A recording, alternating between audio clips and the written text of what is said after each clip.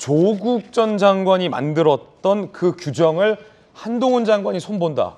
이런 보도가 나오고 있는데 어떤 규정을 어떻게 손본다는 걸까요? 함께 보시죠. 어제 한동훈 장관이 검찰 수사 상황 공개 대부분 금지했죠. 조국 장관 때 형사사건 공개 금지 규정 개정 준비 작업을 지시했습니다. 조국 전 법무부 장관 재직 때 시행된 거예요. 검사 및 수사관 언론 금지, 접촉 금지, 고위공직자 공개 소환 폐지, 검찰청 내 포토라인 설치 제한. 그러니까 외부에 포토라인 못 세우게. 그런데 그때 당시 이게 조국 셀프 방어다라는 논란도 세게 일었습니다. 저도 선명하게 기억이 나는데 퇴임 후 검찰 조사 시 포토라인 폐지 1호 수혜자다. 셀프 방탄 규정이다라는 비판이 일었죠. 한동훈 장관, 국민 알 권리를 제한하냐 왜? 합리적인 공개 범위 살펴보겠다. 인사청문회 당시 이야기하기도 했었습니다. 청문회 당시 이 규정들이 셀프 방탄 공보 준칙이다라고 한 장관이 얘기했던 대목도 있습니다. 들어보시죠.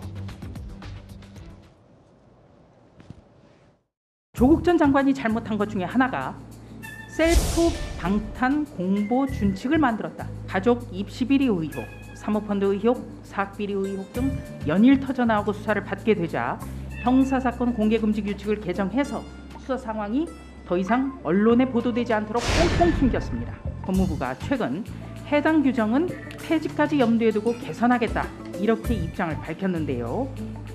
그 취지를 조금 설명해 주실 수 있겠습니까? 저는 인권보호제도가 여러 방식으로 도입될 수 있다고 생각하는데요. 다만 그 사건의 계기가 권력자에 대한 수사와 재판의 계기가 돼서는 안 된다고 생각합니다. 그런 면에서 저는 공보준칙을 좀 손볼 필요가 있다고 생각합니다. 왜냐하면 그 문제 때문에 검찰 수사가 언론에 의해서 감시당하지 못하고 있는 측면이 크다고 생각하기 때문입니다. 기본적으로 알리게 되는 범위를 좀 넓혀두게 되면 언론으로부터 기본적인 수사 진행 과정을 감시받을 수 있게 되는 장점이 있습니다. 인권 보장의 면에서는 그게 과용되지 않도록 한 장치를 같이 마련해야 될 거라고 생각합니다. 결과적으로 조국 전 장관이 만들었었고 그때 당시에 셀프 방탄 공보 준칙 아니냐라는 논란도 있었는데 그거를 한 장관이 지금 손보게 될 것 같습니다. 두 분 의견 들어보겠습니다. 천하람 변호사님. 네, 이건 당연한 얘기입니다. 왜냐하면 지금 한동훈 장관이 잘 얘기했는데요. 이 공보준칙대로라면은 수사하는 중에는 거의 어떤 정보도 언론에 공개를 못하도록 해놨습니다. 근데 이렇게 되면 깜깜이 수사가 되잖아요. 예. 수사를 그래도 제대로 하고 있는지, 특히 권력자에 대해서 봐주기 수사를 하고 있지는 않은지 언론이 감시하는 기능을 하는데 그걸 애초에 못하도록 하고 있고요. 저 규정을 추미애 장관 같은 분들도 굉장히 적극적으로 활용했어요.